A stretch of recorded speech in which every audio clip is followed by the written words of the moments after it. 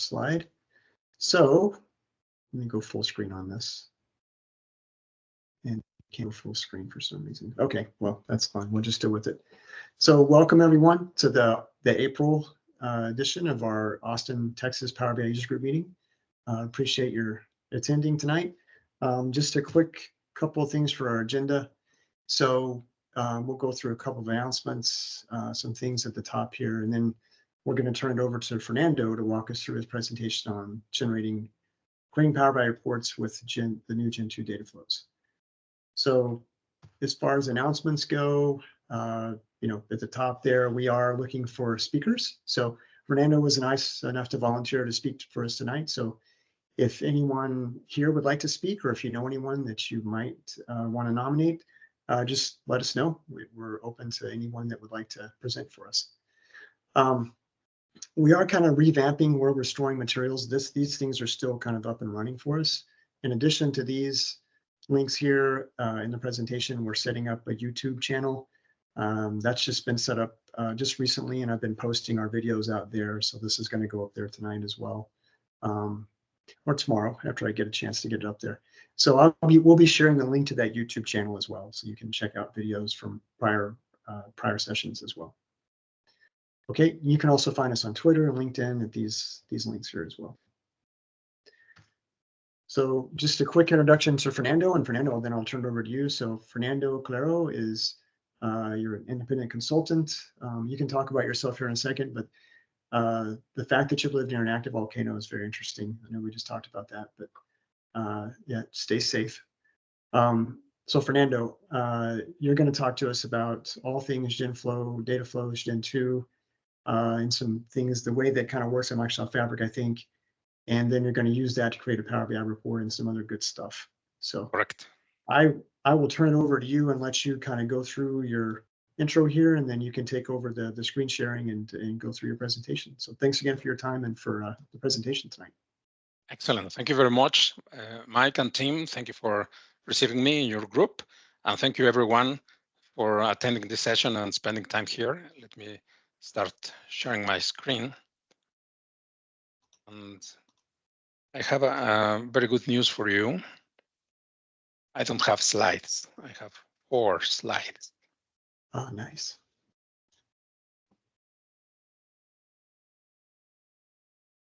Now let me fix this. The other way around. There you go. Okay, we are going to talk about Power BI and Data Factory. And within Data Factory, there are Dataflows Gen2 and also data pipelines. But we are going to discuss something about Lakehouse. We need a storage location to land our data. And also we are going to use data pipelines, Tabular Editor, and create the semantic model and build a report. So briefly, I live in Puebla, Mexico. Originally, I'm from Mexico City. Hey, Fernando, I don't see anything shared yet. Are you sharing something? I'm sharing. Hold on. Oh, at least I don't. Again, share. There you go. There we go. Yeah, now we can see.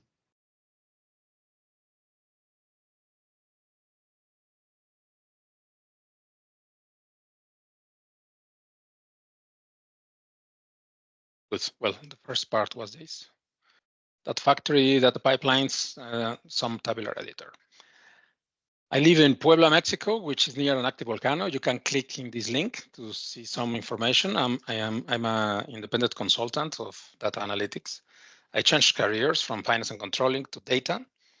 And now I am starting with Microsoft Fabric. You can connect with me in Twitter or LinkedIn, and I will be glad to connect with all of you. And then that's it. That's the good news. No slides. So let me bring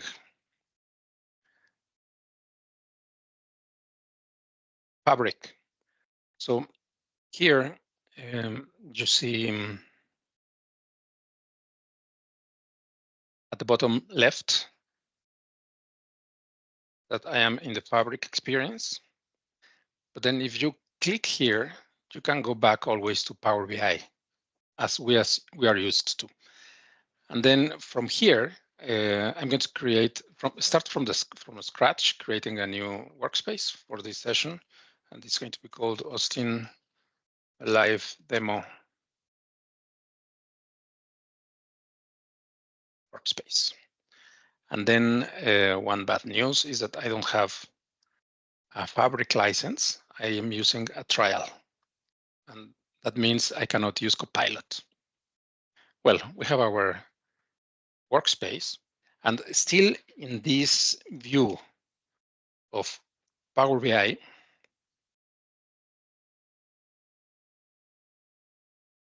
you can always see all the artifacts from this other view. You click on New and more options here. And then from more options, you get all the artifacts from Fabric. Right now, we are going to focus on data engineering and build a lakehouse. So I click in the lakehouse and put a name.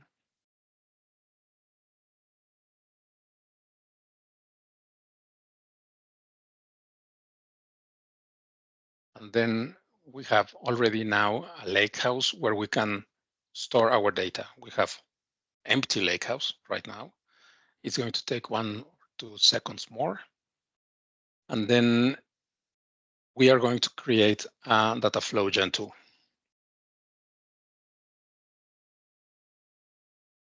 It's going to provide a message in a moment of success. But then there are several ways to do it. Let me go back to my workspace. We can see that we have the lakehouse. If we create a Dataflow Gen2 from here, let me go to more options, Data Factory here. And then within Data Factory, you have Dataflow Gen2. If we create from the workspace a data flow,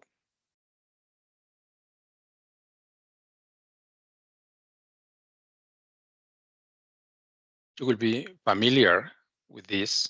Let me just create a blank query of 1 to land in the page that we all know.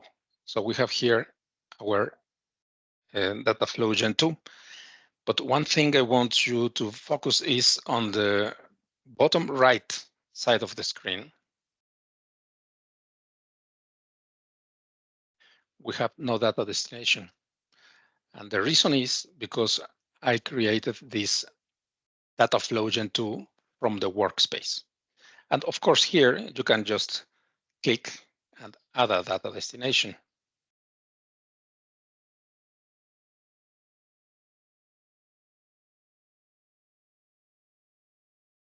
Let me convert this to a table. Now we have a query. And now we can create a data destination. And we can choose from Azure SQL Database, Lakehouse, Azure Data Explorer Custom, or a warehouse. I'm not going to do that now. I'm going to close this data flow and I'm going to delete it. Because the best way to create a Dataflow Gen2 is going to the Lakehouse. And from there, you go to Get Data here and Dataflow Gen2.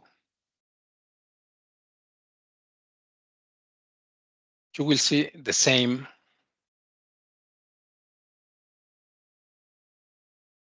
screen, but we will have a data destination now, which will be the Lakehouse from where we created the data flow. So there was some error because it's a live demo, of course. Let me go back to the, it's going to think.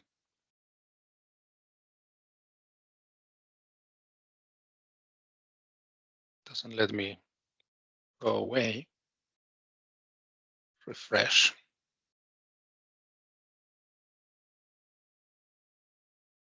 There you go. Okay, so as you can see, it's the same screen and the Power Query Online that we all know and love.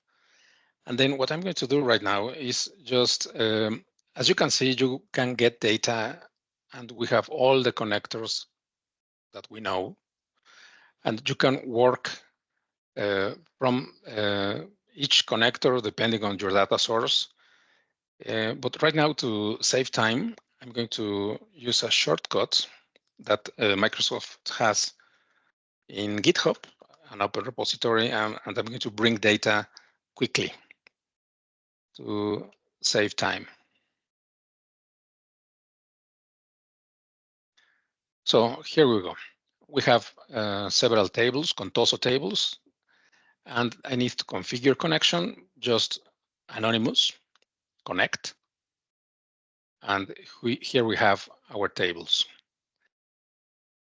Well, next, let me change the name of this data flow. Let's say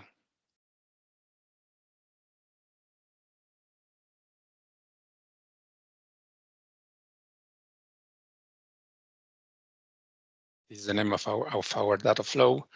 And let me make some grouping, these tables. I will call it raw. And this table employee, I don't want it. I'm going to delete it.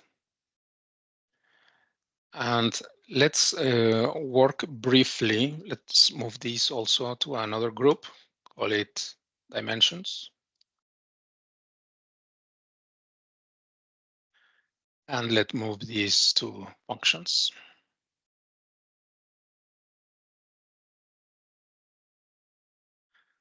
Okay, so let's work with our product table. We have raw, product category, and product subcategory. So let's quickly make some transformations here. For example, I would like to merge queries as new with product subcategory. And then one thing that I like a lot is this light bulb, which is showing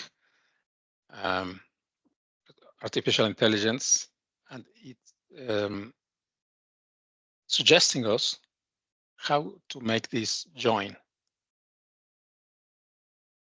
And the suggestion is product subcategory key for both tables. I will take it. I will leave it left outer and click OK. And then go to expand. And from here, we just need subcategory name and the product category key. Let's rename this query. Normally, I don't use the prefix theme, but as everything has it, I'm going to leave it. And now let's use this table to merge with the product category. And use again the light bulb, product category key. Yes, thank you. Leave left outer, click OK, and then expand. And bring only product category name. So here we are. I made a mistake. Let's go to diagram view, because I named this in product, which is correct. It has this merge, but then this one, it's not correct. Let me fix this.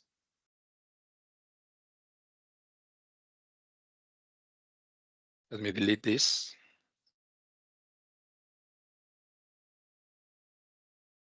From product, I made a merge as new. It's merge queries only. Sorry, product category again. Product category key, left outer. Okay. So we are back on track. We have our product category name. And then we see that this sign is a computed table, but this is one of many changes that Microsoft made to Dataflows.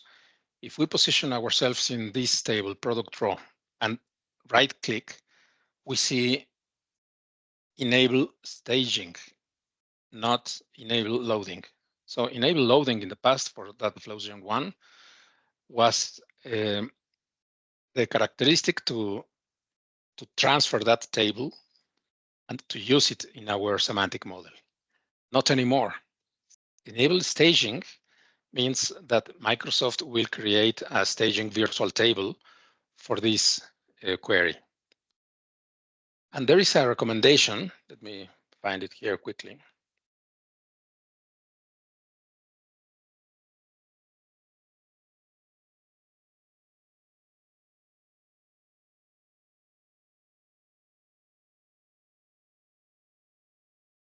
This is the official documentation.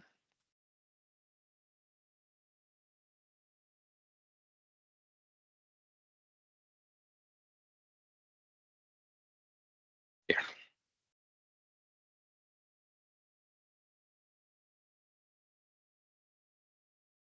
Loading data into the Lakehouse. When you're loading data into the Lakehouse, we recommend that you disable staging on the query to avoid loading twice into a similar destination. Okay, and that's what we are doing. We are loading into a Lakehouse. So we are going to disable staging for all the tables.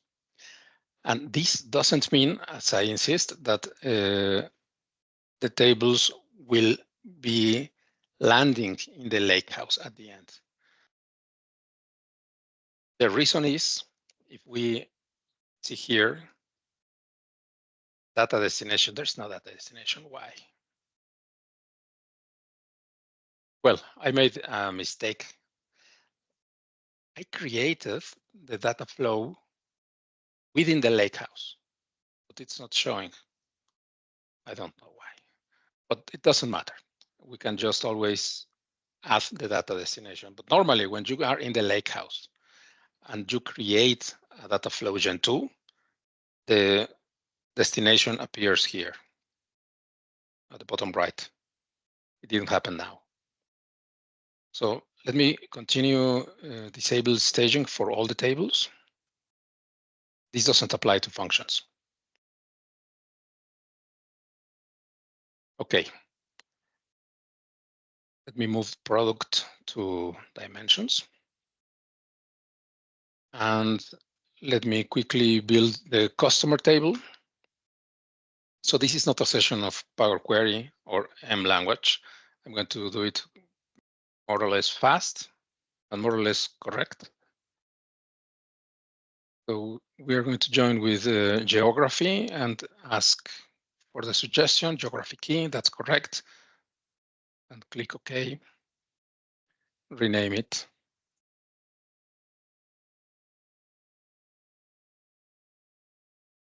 And move it.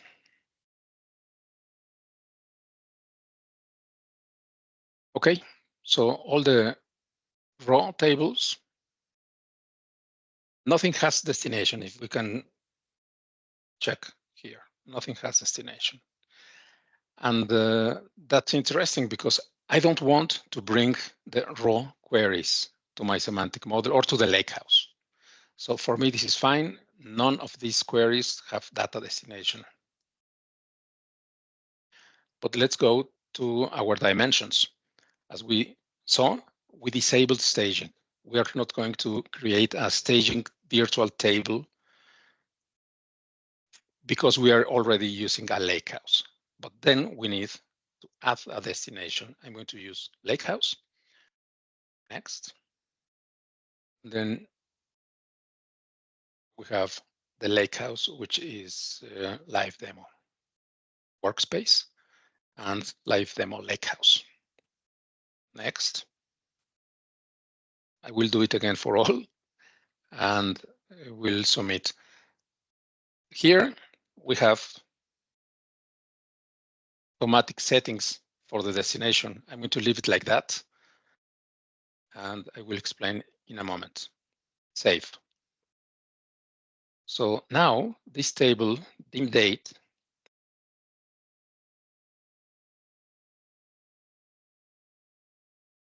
has a data destination, which is a Lakehouse. And then if we hover over this section, it tells us that it's the workspace, the Lakehouse, table name, and the update method, which is replace, and that's the default. And the column mapping is automatic. And that's fine for me for the dimension tables. I will do the same for all the dimensions quickly. So store, add destination, Lakehouse, next. And here, let me zoom in. You see that we choose our workspace, live demo, and our Lakehouse. And this will be the same operation for all the dimension tables. Use automatic settings. Product, it's the same. If I would have done it correctly, everything would have data destination. And then what I would have to do is delete the data destination from the raw tables. And last, customer. Here I need to disable staging. A data destination, Lakehouse.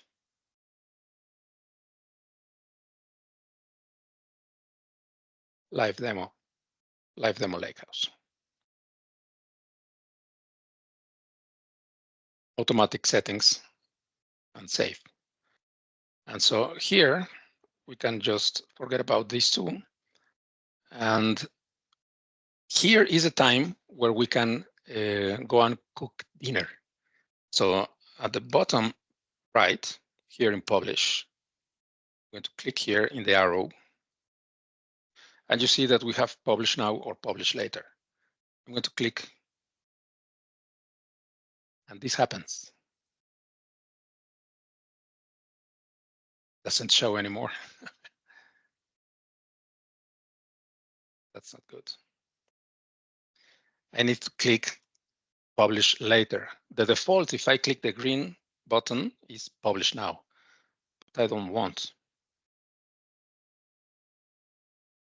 Let me see. I think this is a bug or it's my computer. If I move out, it's not going to let me. Close the data flow. Now it's going to let me. No. Well, this happened. Or maybe the summit is messing here. It's not letting me. If you publish later, nothing happens. Let me, I don't want to publish now. If you publish later, you can just leave here the data flow and go back to your workspace, go to cook dinner and continue your life and go back and it's saved and nothing happened. If we go to the Lakehouse, when publish later, we don't have tables, we don't have anything that we can see. The user interface doesn't show us anything. And it's not good. What happens if I refresh here? I'm going to do it.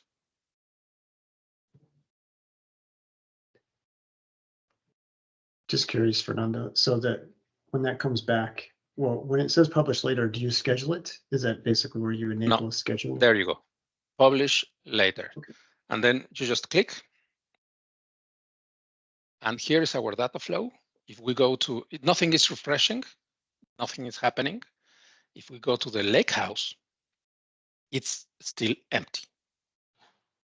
And this is nice. So we can go and cook dinner. Nothing. Okay. So let's go back to our data flow because it's important that we are sure that our data types for all the columns are correct that all the columns are required, or we remove columns that we don't need. And until then, I suggest you publish your data flow. Let me bring the fact table with this nice function quickly. This is not the procedure that you will follow normally, but as this is just a demo, here it's the fact sales table. And let me go back to the product query and choose columns. And we used product subcategory key, and it's still here. And we used product category key, which is still here. And then if we see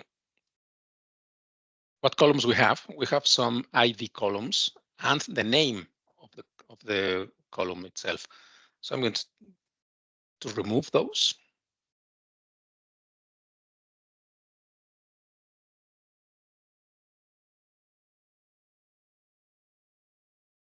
And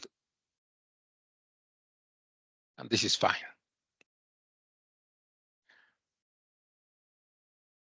For this table, for the others, they are fine, or you can, of course, perform all the transformations that you need.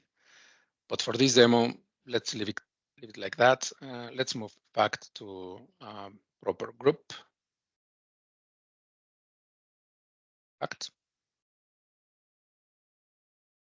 And then imagine that we are ready to publish.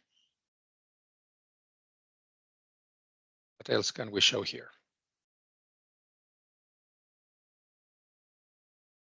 Nothing. Okay. Let's publish. And then this procedure will take around 5 minutes. And as we don't have 5 minutes, let's leave here and go to another workspace that I just created today. And I did exactly the same, and I published. And after, let me show you the refresh history.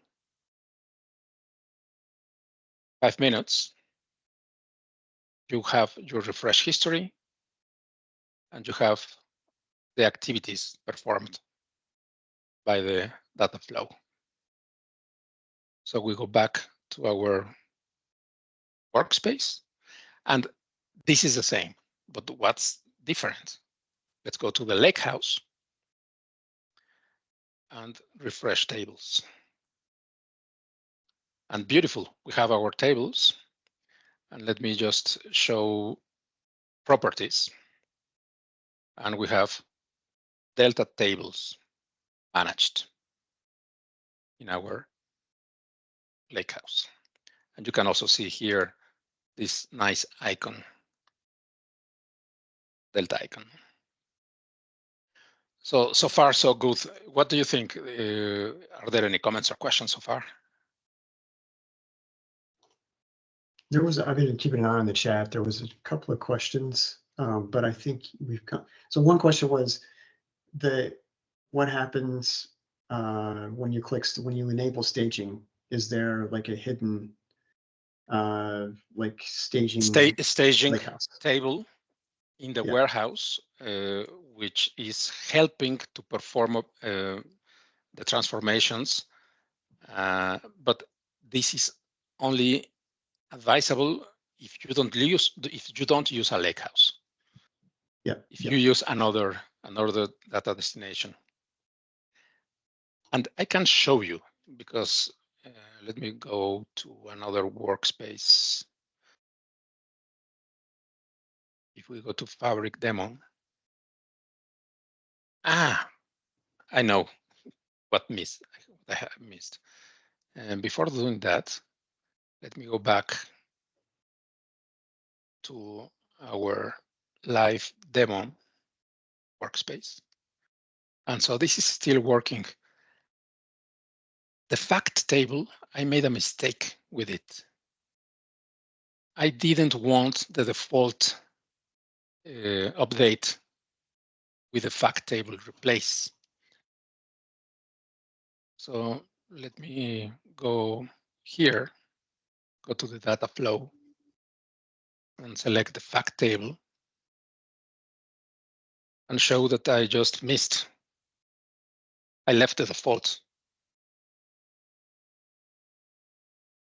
Here's append, but here I'm in the previous one. If we go back to this one, I cannot see it yet because it's working, but it's going to say in the current one, the live demo, it's going to say, I cannot access it now, replace, and that's wrong. What I wanted to do for the fact table is to append the data, and that's what I did here. You can just click here in the settings, data destination settings, and then it opens up connection Lakehouse. And here we see same screen, our Lakehouse on the table name, new table. We leave it like that. Next.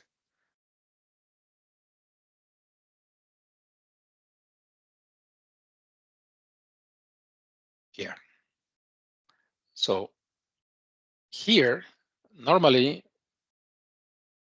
we see toggled on automatic settings. And the automatic settings, the default is replace. But if we untoggle the automatic settings, we can just choose append for the update method. And for the fact table, this is what I want. And in this case that I did in the morning, I did it correct. And we just say save now. But for the actual live demo, I didn't do it correctly. I can change it after it finishes and leave it as append. Okay.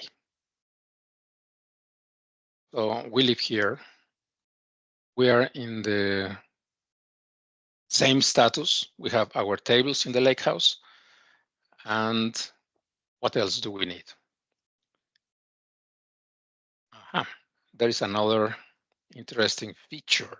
If we go back to the data flow, and if we go to options, here, we can enable column profile, and this is statistics.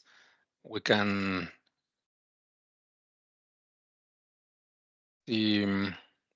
never detect column types, which is nice.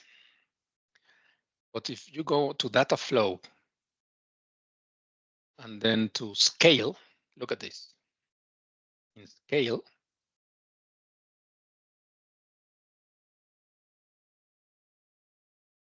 we have use fast copy connectors. So Microsoft, every time I'm practicing for this session, I see new things. They are working so fast, doing a great job. And there is a link in the presentation that I will share with all of you with the important relevant information. I didn't use it. I'm not going to use it now, but it's there. And so we need to read all the documentation to check how can we benefit from fast copy.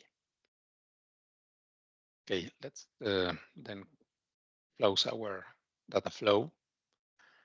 And I need a blank table.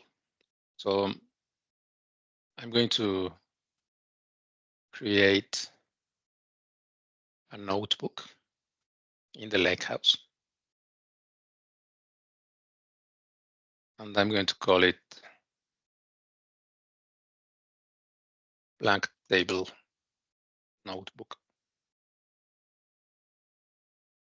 But as you can see, I'm not expert, not data scientist. This is an implementation for small companies, for small groups of Power BI developers, and you can do it.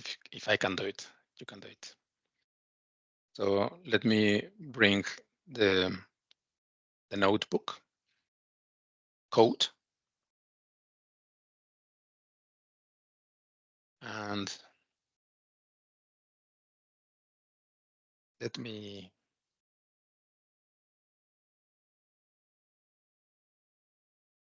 create new code as markdown.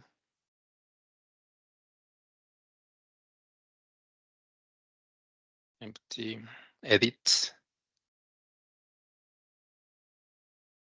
This notebook will create a blank table.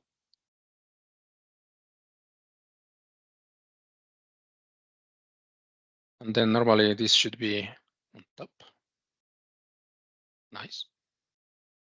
And then let's run our script, Python script for code. So this is going to take 10 seconds. Yeah, Fernando, there's a couple of questions. Do you prefer to get questions now or after the presentation? No, shoot. Yes, let's go. So there was one question from Sharon. Sharon, I don't know if you want to come off mute, but I can ask it if you like it. I think your question is, how is the performance speed and a Dataflow Gen2 versus imported data, like import mode, basically, when you're trying to import the data. For direct lake. There's some controversy I've heard. I've read Marco Russo just shoot some article or tweet stating that it depends and it's not necessarily the perfect environment. I don't know the answer, but I'm just in this example using the benefit of being in the Lakehouse and using the direct lake. Direct lake, it does not copy the information and then is as fast as direct query.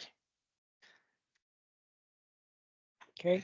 Yeah, the reason I ask, I think that's it's a very interesting concept that you're showing. I like that we are investigating the best method to use for getting data that's a large data set, like in the millions of rows of data into a Power BI to create a report there. So we're just looking at, differences between, Lakehouse or direct query or Gen2 versus, just direct import of data. So I guess, we'll just continue to experiment and see what's going to give us the best performance for our use case. Right. So I don't know if anyone in the audience would like, I see important people that would like to answer that. If not, let's get together later and I will investigate for you. Thank you. So at this moment, I'm having an error. I don't know why. Everything is fine. Only because I just copied it.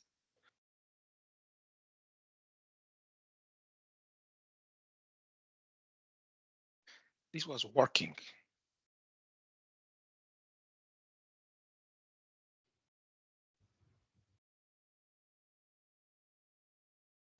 I have a schema, one column only, string type, and then I create the empty data frame with this schema, and then I overwrite to that delta table, create with the name measures. This worked for me the other day. It's not working now. So let's forget about this. Let me show you if I move to this workspace. I have the same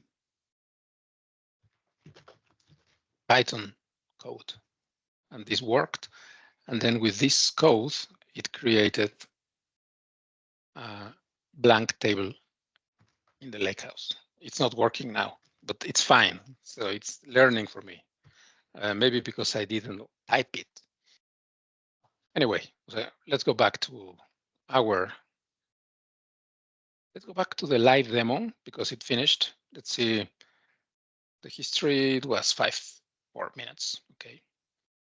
But it's exactly the same as I told you, So we are here We don't have the blank table. It doesn't matter. Let's go to our Lakehouse.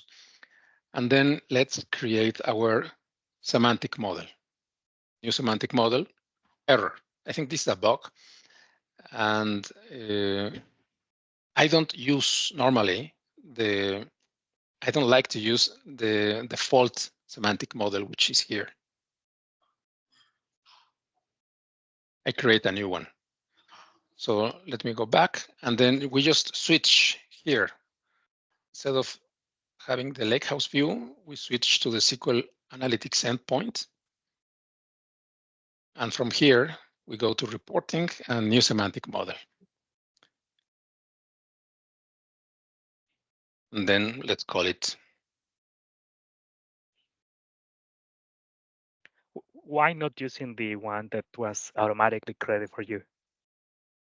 It has some restrictions. Really? Oh. And you are more free to building your own. Good. Interesting. Okay. So here I select all my tables that are relevant. Hold on. Which are all my tables. Confirm. I'm not paying attention to the chat because I lose concentration. So That's this okay, is yeah. I'll keep it in going mind. to create our semantic model, custom.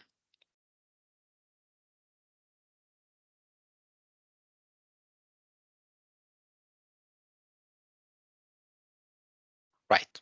So we have the semantic model. Let's go back to the workspace.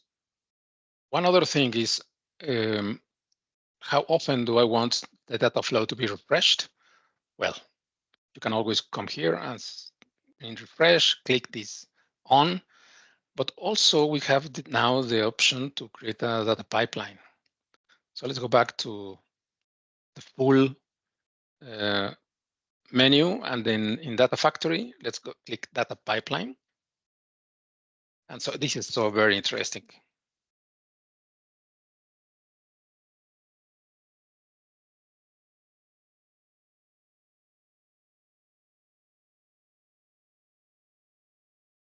All right, we have a pipeline now. And then in activities, we click Data Flow, and let's call it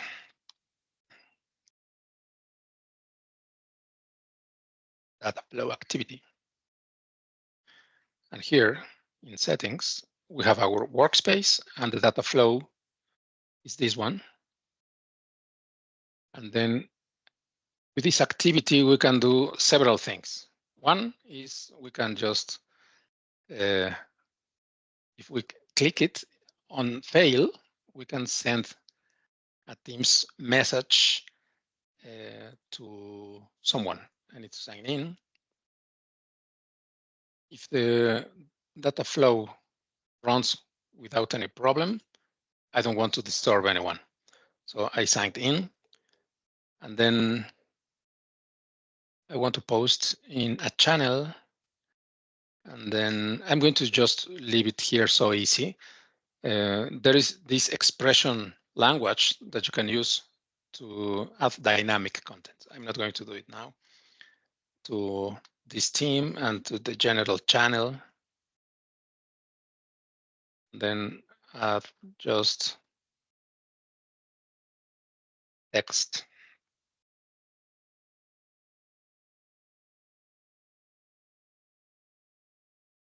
That's it. We have this Teams message on failure. We save our pipeline. But then this is the new kid on the block. If you go to activities, look at this. You have a lot of activities, but who can tell me what's the new great activity included in data pipelines? It's there in the screen. Something about Databricks? The last icon? No. Semantic model. Yeah, that's right. I just saw this. Yeah. semantic model Oh. refresh. And then Yes. we can add these here. I'm not going to do it. And then on completion, on success, update, refresh the semantic model. So this is just amazing because we could do it with Power Automate or something else, but this is fantastic. So let's go back to our workspace. We have our pipeline here, and we have our semantic model. Let's go to the semantic model now. Open it, and let's put some order here briefly. We have our fact, and then as you may know, if you create relationships from fact to dimension, they are created fact many to one. Fact many to dimension one, which is the correct order. If you do it the other way around, then you have to change it. Okay, let me just quickly build these relationships, date key.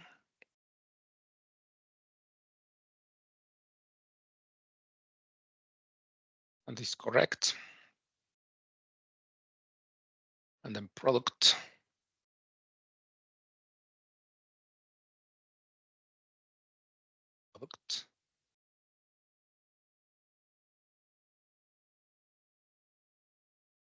And finally, store, geography, store key.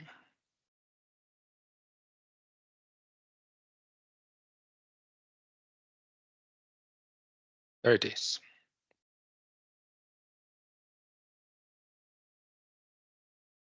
So we have our semantic model with a star schema. We can click here. Now, we can click here, pin related fields to top of card. And if you go to model here, and you click in the semantic model, look at this. There is this direct lake behavior selector. And then the options are automatic, direct lake only, or direct query only.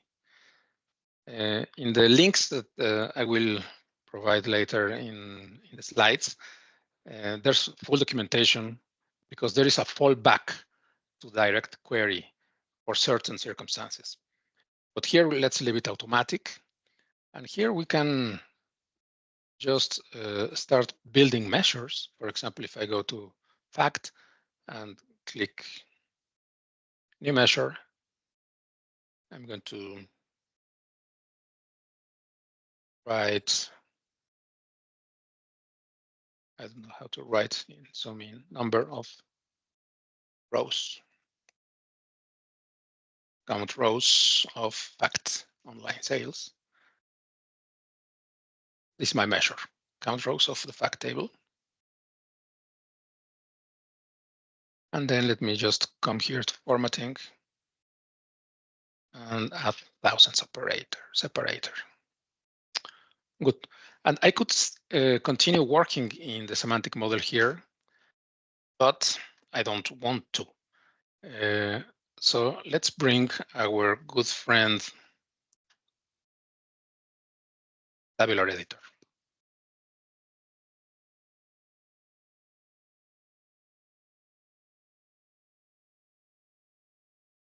All right. This Tabular Editor is empty. And then there are two settings that we have to fix. We go to the admin portal, to the this is another full day session, I think now, the admin portal. But now we go just to capacity settings, to trial capacity, and click on my trial capacity. We go to Power BI workloads and go down. And we need to make sure that this selection is read right, sorry. XMLA endpoint read-write. The other is in our workspace. We need to go to workspace settings, premium, go down, and here we have our workspace connection, the XMLA endpoint. So I'm going to copy this and go to Tabular Editor and connect to this workspace. I'm going to sign in. Wait 1 second. And then what do we have? We have Austin, Power BI, Lakehouse, Warehouse, and live demo semantic model. And that's what we want. We connect. And here we have our semantic model in Tabular Editor. If we go to the fact sales table, we see our number of rows measure. And as you all know, we can just play with Tabular Editor. For example, I'm just going to choose in the fact table. I'm going to choose sales quantity, sales amount, return quantity, return amount, discount quantity, discount amount. These columns, right-click, macro, auto-generate some measures, and save. And of course, you can play and build your time intelligence measures and all what you require, either you or someone else in your team.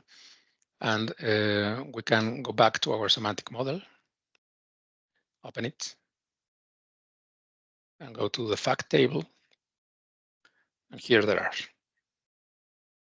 are our measures. And then we can just move to Power BI Desktop with a nice Copilot icon here, and then go to one like Data Hub, semantic models, before it was data sets, and then Austin Live Demo Semantic Model, connect live, and we can start building a nice Power BI report. If you just add something nice like, I lost it, Contoso.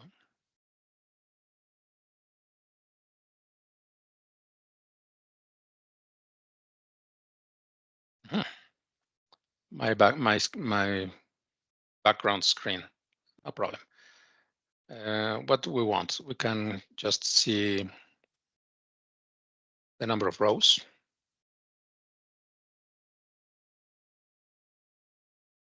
In this case, and format value 25, display none.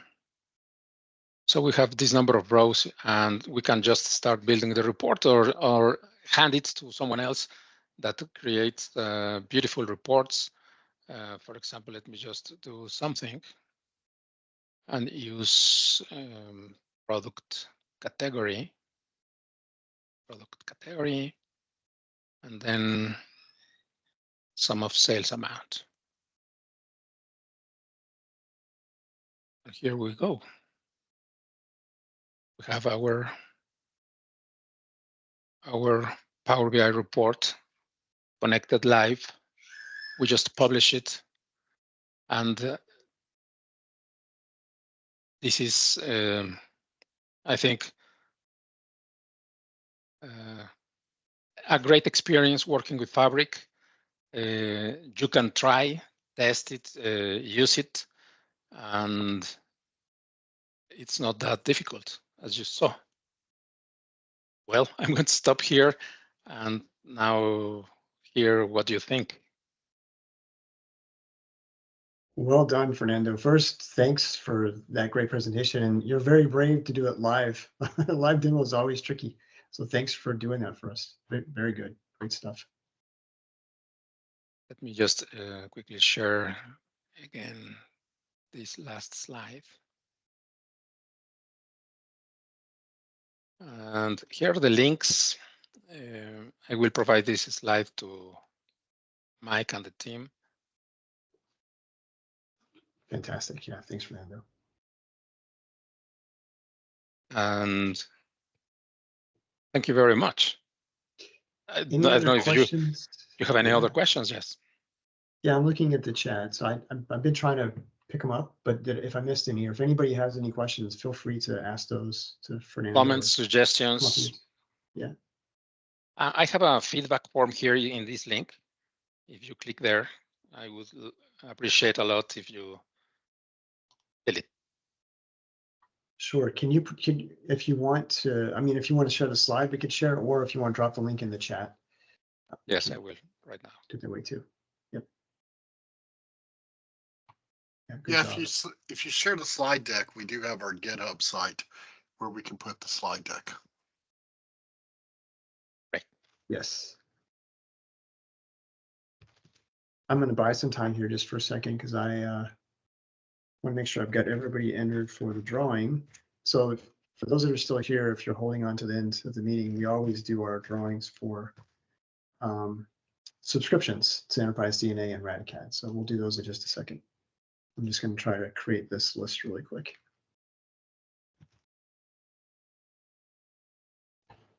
So yeah, thanks, Fernando. I'd also drop, just so everyone knows, I did drop a couple of other links in the chat as well to our links to our recordings from prior meetings. So all meetings up to the end of last year, we posted out to a user group TV site. That link's in the chat. And now starting in 2024, we're using YouTube. So we now have a YouTube channel. So all recordings for this year going forward will be posted out to the YouTube channel. That link's in the chat as well. So I'll get this one up to the YouTube channel probably sometime tomorrow after I've got it posted and uploaded there. So just so everyone knows where to find things. Well, thank you again very much. It was my pleasure to do this and to work with Fabric and make mistakes and learn from them. And it's a great experience.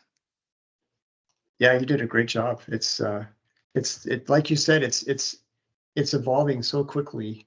New features come out all the time. So a lot of focus on it right now by the Microsoft team. So good job. Lots to learn.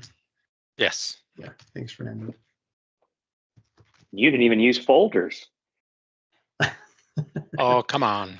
Those are the let me show it. Yeah, go ahead. Very exciting. Yes, the best feature ever. Let me go back to the workspace and then new folder. And let's call this Dataflow or Data Factory, let's say. And then we choose pipeline and Dataflow to move to the Data Factory folder. And there they are. Very nice. So good. So good. Yes, very important feature. All right. Your turn now. Okay. Yep, I'll take it back. Thanks, Fernando. Okay, let me take the screen back here. Let me just drop this list in here. Just doing this on the fly. So almost there. Then I'll share. I wanted to pay attention to your presentation, so I forgot to do our list.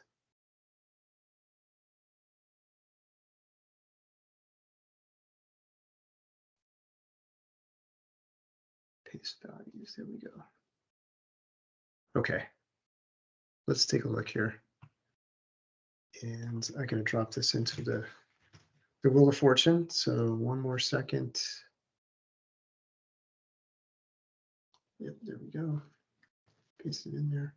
Okay, so I'm going to share my screen again.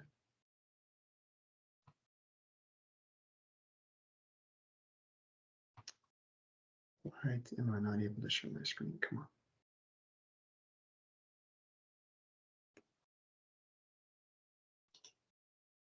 Okay, there we go. Sharing now.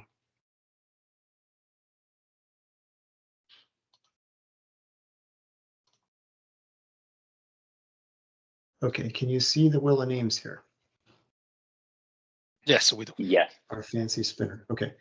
Does this list look correct? I tried to grab, so, you know, the way this gets created is I look at the attendance and I look for people. I've got kind of got something set up behind the scenes here, but it checks to see if anybody's won before.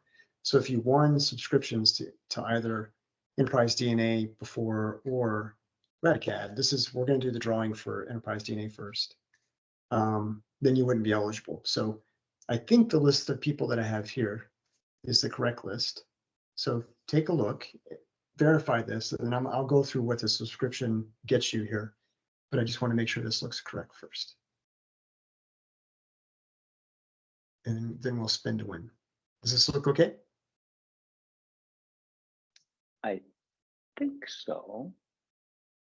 Okay. Okay, then let me show you. I'll just go through the kind of the slides that we have for. Chewy, you've won before?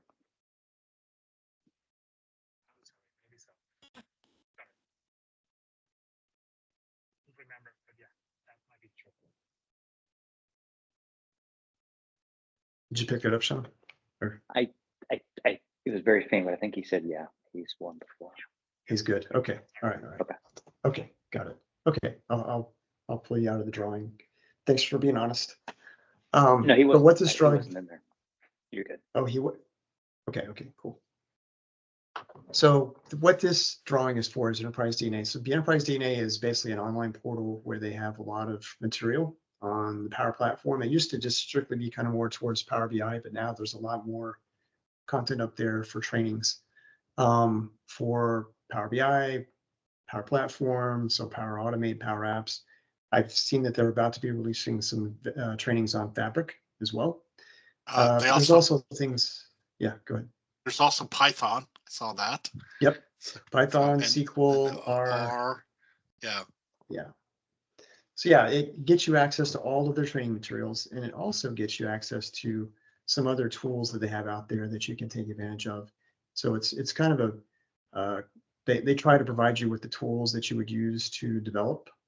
So there's some desk cleanup tools out there. There's some repositories, some themes that you can use to apply to like Power BI reports. So there's a lot of good tools out here in addition to the trainings. So if you win, what you get is basically, we're going to do 2 drawings because they give us two subscriptions each month for our meetings.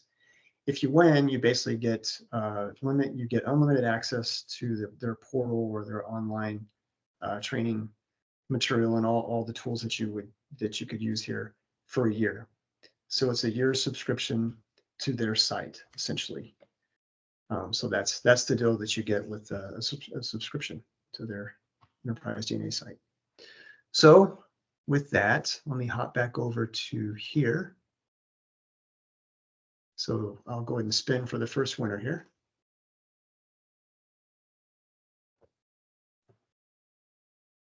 I think it might be Jeff or not. No, Greg. Greg got it. Okay, Greg, if you're still there, all we need you. Yeah, that's exciting. You're the big winner. Yeah, thanks for attending and thanks for that. So all you gotta do is just drop in your contact information in the chat. So if you just put your email address out there, then we can get you registered for the subscription. Okay, so we'll do one more. Remove Greg, and we'll do one more for the next one.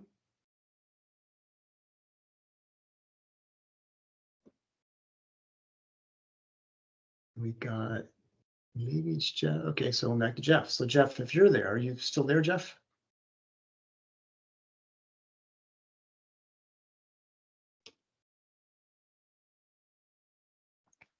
Looks like it. Okay. So same thing, if you can just drop your contact info in the chat, we need your email address to get you registered, then we'll get you those details. Okay, so while you're dropping that in there, I'm going to get our Radicad drawing ready to go. And I think this is. Hey, Mike, do you have any plans to have in-person Austin meetups this year? So that's a great question. We haven't talked about it recently, but we did kick that idea around. It's something that, so we would have to find out how, so Matt, or maybe you can help with that. I know we used to have Sean, Right. the other Sean, as our Yeah. contact there, but he's moved. I don't know if Yeah. we still have access to the Microsoft Office. That's the thing. Yeah, so we would have to find, yeah, so it was really good. We had the other Sean, not the one on the line right now, but we had the other Sean who was a Microsoft employee. So he could, set up a room for us, in the Microsoft Office and whenever we wanted to meet. But then he moved to Florida. So we would have to find somebody local. I'm sure if we reach out to him, we could. And it's one of those things where I think we've gone back and forth because one of the advantages of being virtual is that we can get speakers from outside of the Austin area. Obviously, Fernando's here tonight, coming to us, live from Mexico.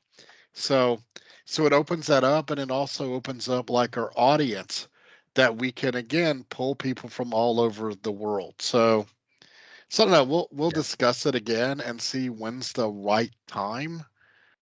But we're still we talked about is doing like a hybrid type thing. So that's what I was gonna say. Hybrid would be great. Hybrid. Yeah, because then you can kind of do both. Yeah, it's a, I think in the trouble, like it's, sometimes it's, dealing with the Austin traffic at 6 p.m. Not exactly the easiest thing. So we were in, just so you know, we were in person before COVID. So we used to meet at the Microsoft office prior to COVID. Then obviously everything changed when that happened. So everyone went virtual, and we've never come back from being virtual. But it's definitely something we'd look to do if it made sense, if we still have access to the office itself. Yeah. We'll continue to talk about that. Oh, Jeff, I'm still, I'm looking here. I still need your email address. We need it as quick as possible. Otherwise, then, we have to draw for someone else just because it's too hard to find people once they leave. So if you're there, need that email address as soon as possible. So I'll go while we wait for that. I'll go ahead and do this one for Radicad because I think this is a Radicad list, and we can go back and do the other one if we need to for Enterprise DNA. So Radicad. So for that drawing, basically it gets you access to the Radicad site. So that's run by Razor Rad, who most people here will know. So that gets you access to the Radicad Academy. There's a lot of good training resources out there as well. So you'll find, all the stuff that you see Razor talking about, you'll find that in off of the Radicad Academy. So this particular subscription gets you 1 month free. So Radicad Academy. So that's how that subscription works. So it's 1 month free. So if you win, we'll get you the details. Well, basically contact the Radicad team, and they will get you the details on how to redeem that 1 month subscription. Okay, so that's how that works. So let me get back to the browser here. Okay, so this is our list for Radicad. I think this is right, but if I missed anybody, just let me know. If not, we'll go ahead and spin it.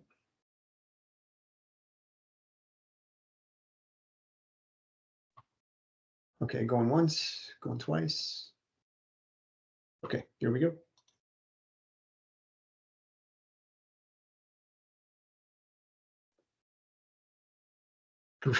Is it gonna get? Okay, that's funny. So Greg, man, I just like the sweepstakes winner. And you know what? I asked that question about being in person because things are shaping up for me to be. Feels like there's powerful forces pulling me to Austin. So Really? I think I'm going to be down in your neck of the woods way. Yeah, things are shaping up. Oh, are you relocating here? Is that Yeah, things are, kind of in, I don't want to say, jinx it, right? But things are looking very strongly. Yep. Well, interesting. Well, reach out, if you Yep. wind up here, it'd be great to connect for sure. Yeah. No, we'll definitely become fast friends, Mike. Yeah. Look forward to it. That's great. That's what I feel like it's the universe like pointing me here with. Yeah. If you win 2 drawings in a row, yeah, things are lining up for you. So yes, it's clearly the case. That's funny. Well, good. Yeah. Well, we'll get you the details for both these things. Fabulous. Matt, did you get the detail for Jeff for his contact info? I have not seen it in the chat yet, so I'm like, oh, okay. Then maybe we should do another one for Radicat. For Enterprise so so Jeff, if you're there, speak up. Otherwise, we're going to move on to another person to win the Enterprise DNA. Okay. Going once. Going twice.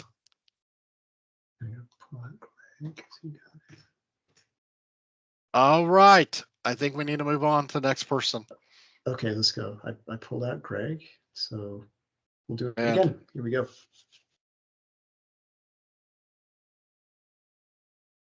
Gonna be Donald or okay, so it's Fang. So Fang, are you still there?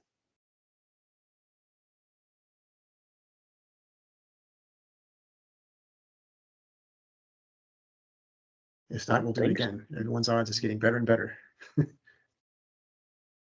There it is. Okay. There. Yes. Okay. Oh, Fang, can you put in your full name or first and last name? Okay. Yeah, I can put my first name, last name. Cool. Thank you. Congratulations. Thanks so much. Yeah, congrats to everyone. Okay, I think that's basically a wrap for us. So once again, thanks to everyone for attending. We are looking for a speaker for next month, so we'll be kind of hitting the social networks, but if you want to volunteer or if you know anybody that might want to speak, please let us know. So thanks again, everyone, for your time. And thanks again, Fernando, for presenting for us. It was my pleasure. Thank you very much. Yeah, that was great. Yeah. Thank you. Yeah. Yes. Good job. And Greg and Fang, I'm literally going into the Enterprise DNA site right now, and we'll be sending your, it should send you an email shortly. And I think what we learned last time was that you already have an account, so I think you just have to